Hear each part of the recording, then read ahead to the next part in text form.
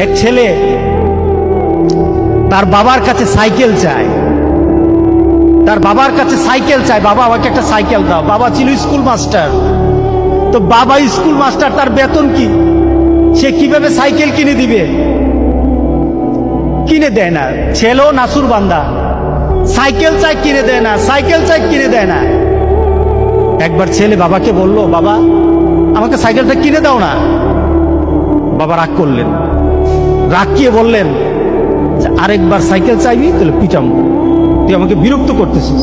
কি বলেন, আমরা বিরক্ত হই না মাঝে মাঝে? সন্তান যদি বেশি আমার ক্ষমতার বাইরে যদি সন্তান কিছু চায় তাহলে আমরা বিরক্ত হয়ে যাই। আরেকবার চাইবি তাহলে পিটা দেবো, তাহলে মাইক দেবো, তো তুই আমাকে বিরক্ত করতেছিস। সন্তান বারবার চাওয়ার কারণে বাবা বিরক্ত হয়ে গেল।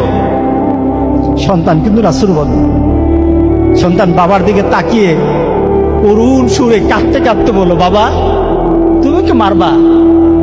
তুমি ছাড়া আমি কার কাছে চাইবো বলো? তুমি ছাড়া তো আমার আর চাওয়ার জায়গা নাই। তুমি আমার আব্বা, এছাড়া আমি কার কাছে চাইবো? যাওয়ার ক্ষমতাও যদি তোমার থাকে তোমার কাছে চাইবো, না চাইলে তুইও তোমার কাছে চাইবো। আমি কার কাছে চাইবো বলো? তুমি আমাকে ফিরিয়ে দিবে, কিন্তু আমি ফিরিয়ে দিলে দিতে পারো, কিন্তু আমি কার কাছে চাইবো? আমার তো তুমি ছাড়া কেউই নাই। বাবার সাথে সাথে ছেলেটাকে বুকের মধ্যে আঁকড়িয়ে ধরলেন।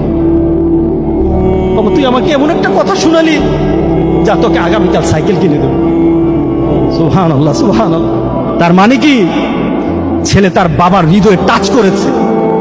তার কথার মধ্যে আবেগ ছিল, ভালোবাসা ছিল, নিবেদন ছিল যে বাবা তুমি না দিতে পারো, কিন্তু আমার তো তুমি ছাড়া কেউই নাই। তুমি না বল আমাকে ফিরিয়ে দিতে পারো, কিন্তু আমার চাওয়ার জায়গা তোমার ছাড়া আর তো কেউই নাই। আমি তোমার কাছেই তো চাইবো। আমরা যদি মাবুদের দরবারে, আল্লাহর দরবারে এভাবে চাইতে পারতাম, যেই মাবুদ দিতেই পারে, দিতেই পারে, দিতেই পারে, একমাত্র যিনি দিতেই পারে, তার কাছে ওই আবেগ দিয়ে যদি চাইতে পারতাম, কোনোদিন কোনো জিনিস আমাদেরকে ফিরিয়ে দিতেন না, কোনোদিন ফিরিয়ে দিতেন না।